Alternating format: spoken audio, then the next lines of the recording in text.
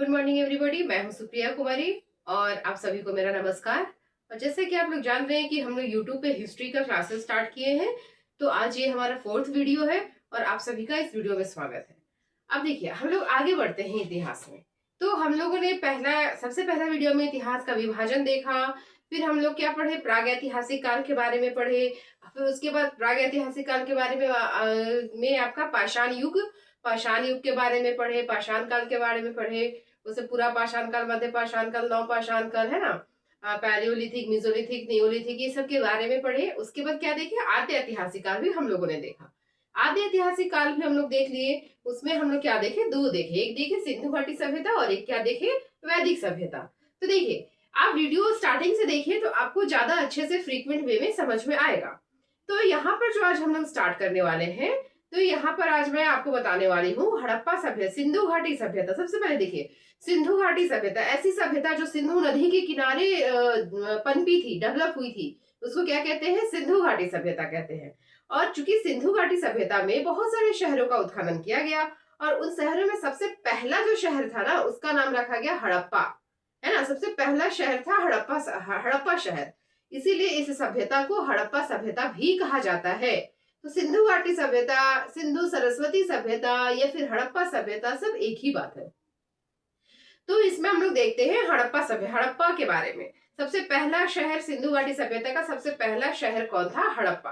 अब देखिए, हड़प्पा का खुदाई कहाँ पर किया गया, किसने इसकी खुदाई किया, वही 1921 में किसने किया, दयाराम साहनी ने किया। और इस कौन सी नदी के किनारे हड़प्पा हमको मिला है, तो हड़प्पा हमको मिला है रावी नदी के किनारे। अभी कहाँ पर ये स्थित है, पाकिस्तान में स्थित है। जो जिस जगह पे मिला है वो जगह अभी पाकिस्तान में है, ठीक है। अब देखिए, हड़प्पा का जब खुदाई किया गया ना, तो उसमें क्या क्या चीजें मिली, है ना, कैसे हमें इनके बारे में जानकारी मिला, क्या क्या हम लोगों को मिला। तो देखिए, बसा बसाया हुआ शहर था, वो नीचे दब गया था किसी कारण से, जैसे इनका अंत हो गया होगा, वो आगे आपको बताएंगे। तो ये बसा बसाया हुआ शहर था, तो ऑब्वियसली इनके शहर से, या ये शहरी सभ्यता थी, तो हम लोग को बहुत सारी चीजें मिलेगी। तो हड़प्पा से जो हम लोगों को चीजें मिली ना, वो हम लोग देखते हैं। तो देखिए, सबसे पहले हड़प्पा से हमको क्या मिला, कुम्हार आवास। मतलब कि कुम्हार लोग यहाँ पर थे, यानी कि ऑब्वियसली भी मिट्टी के बर्तन बनाते होंगे, है ना, कुम्हार का जो काम है वो करते होंगे। तो हम लोगों को कुम्हार का घर मिला है, मतलब ऐसा घर मिला है जहां पर कुम्हार के होने के साक्ष्य मिले हैं। जैसे मिट्टी के बर्तन पाए गए हैं वहां से, इसे लोग बोला कि ये कुम्हार का ही घर रहा होगा। तो कुम्हार आवास मिला है। फिर क्या मिला है, अन्नागार, बड़े बड़े अन्नागार मिले हैं, ग्रेनरी बहुत बड़ा बड़ा, जिसमें कि वो लोग अनाज बंद कर, मतलब अनाज रखते थे खाने के लिए, है ना। जैसे एक बार उपज हुआ, एक साल में एक बार धान हुआ, बहुत धान उगाए वो लोग बहुत सारे, और वो अन्नागार में रख दिए ताकि वो पूरे एक साल तक खाएंगे। तो यानी कि उनको बहुत सिस्टमैटिक वे था। तो अन्नागार मिला, ठीक है, अन्नागार मिला। फिर क्या मिला आपको, मातृ देवी की मूर्ति, एक मूर्ति मिली है उनकी, तो जिसकी वो लोग पूजा करते थे। और वो मूर्ति किसकी मिली है, देवी की मिली है, इसलिए उसको मातृ देवी की मूर्ति कहते हैं। मातृ देवी की मूर्ति मिली वहां से। उसके बाद और क्या मिला, मातृ देवी की मूर्ति के बाद ओखली मिला, ओखली जिसमें धान कूटते हैं ना, ओखली मिला है, ओखली का सबूत, मतलब ओखली मिला है। ओखली के बाद और क्या मिला, ताबूत मिला, जिसमें कि बॉडी को, लाश को भर के क्या करते हैं, दफनाया जाता है, तो ताबूत मिला है। फिर एक कब्रिस्तान मिला है, और कब्रिस्तान में एक लिखा हुआ था RH-37, इस तरह का RH-37 ये वर्ड लिखा हुआ है उस कब्रिस्तान के पास। तो RH-37 नाम का क्या मिला है, कब्रिस्तान मिला है। फिर क्या मिला है, हाथी का खोपड़ी मिला है ना, हाथी का स्कल, हाथी का कपाल या हाथी का खोपड़ी मिला है। और स्वस्तिक चिन्ह का प्रमाण मिला है, स्वस्तिक चिन्ह जो हम लोग ऐसा बनाते हैं ना, इसका प्रमाण मिला है। तो ये सब इंपॉर्टेंट चीजें मिली है कहां से, हड़प्पा से, ठीक है। अन्नागार, कुम्हार के रहने का घर यानी कुम्हार का आवास, मातृ देवी की मूर्ति, ओखली, ताबूत, RH-37 कब्रिस्तान, हाथी की खोपड़ी, और क्या मिला है, स्वास्तिक चिन्ह, ठीक है। तो ये सारी चीजें आप देख रहे हैं यहाँ पर एक जगह लिखा हुआ है, ये सारी चीजें कहाँ से मिली है, हड़प्पा से मिली है, जो हमारे एग्जाम पॉइंट ऑफ व्यू से इंपॉर्टेंट है। ये आपके जानकारी रखने के लिए भी इंपॉर्टेंट है। एग्जाम में क्वेश्चन आ जाएगा कि ओखली कहाँ से मिला है, 4 ऑप्शन दे देगा, हड़प्पा, मोहनजोदड़ो, चंद्रहुदड़ो, और कुछ भी दे देगा, लोथल, ठीक है। तो ये सारी चीजें हमको कहाँ से मिली है, हड़प्पा से मिली है। तो ये पहला शहर था कौन, हड़प्पा।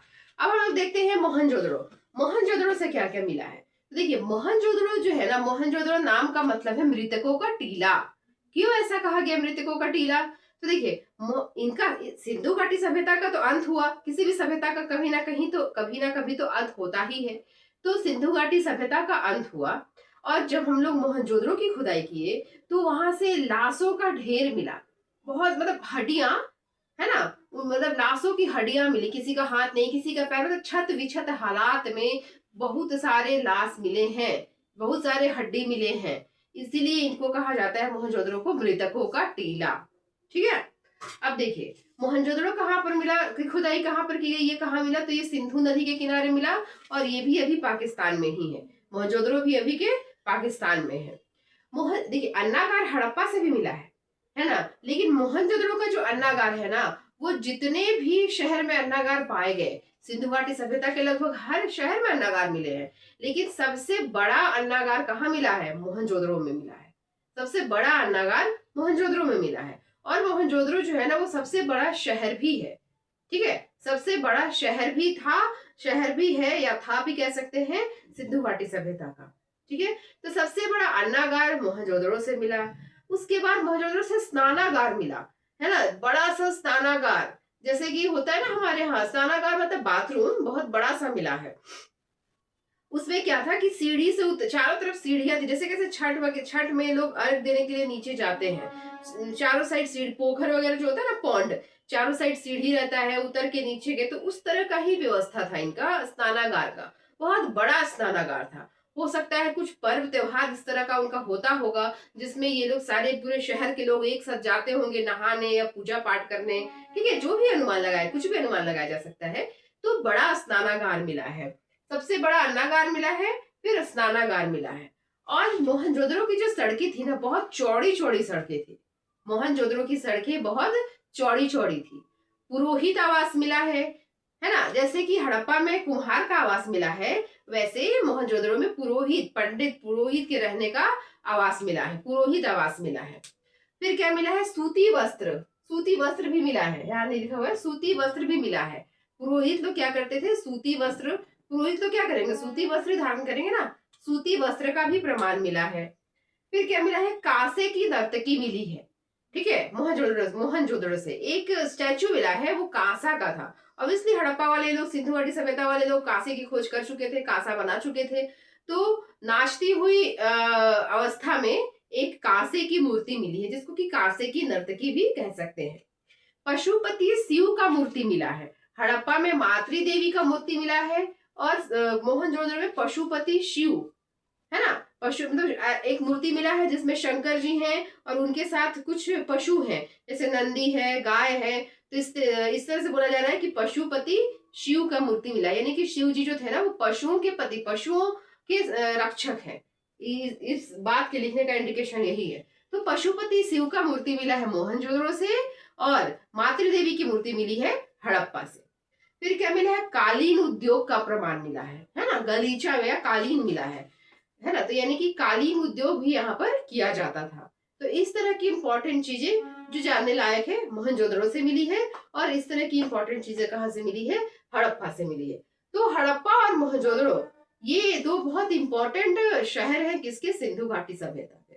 ठीक है, और इसके अलावा और भी टोटल 10 शहरों के बारे में पढ़ेंगे हम लोग। ये लास्ट वीडियो में आपको बता चुके हैं सारे शहरों का खोजकर्ता और सारे शहर, कौन सा शहर कौन सा नदी के किनारे मिला है, अभी वो जगह कहाँ पर है, ये सब आपको लास्ट वीडियो में मिल जाएगा। इस वीडियो में हम आपको शहर के बारे में डिटेल में बता रहे हैं कि किस शहर से क्या क्या इंपॉर्टेंट चीजें हमको मिली है। तो ये सारी चीजें हमको मिली है हड़प्पा शहर की खुदाई से, और वो सारी चीजें मिली है किससे, मोहनजोदड़ो शहर की खुदाई से। इसके अलावा 8 और शहर है ना, जो कि हम लोग नेक्स्ट वीडियो में आगे की क्लास में देखेंगे। उम्मीद करते हैं आपको ये क्लास अच्छा लगा होगा। आप एग्जाम पॉइंट ऑफ व्यू से भी पढ़िए और अपने जनरल नॉलेज के लिए भी ये सारी चीजों को पढ़िए, जिससे आपको समझ में आएगा। ठीक है, फिर मिलते हैं नेक्स्ट वीडियो में। Thank you, have a nice day.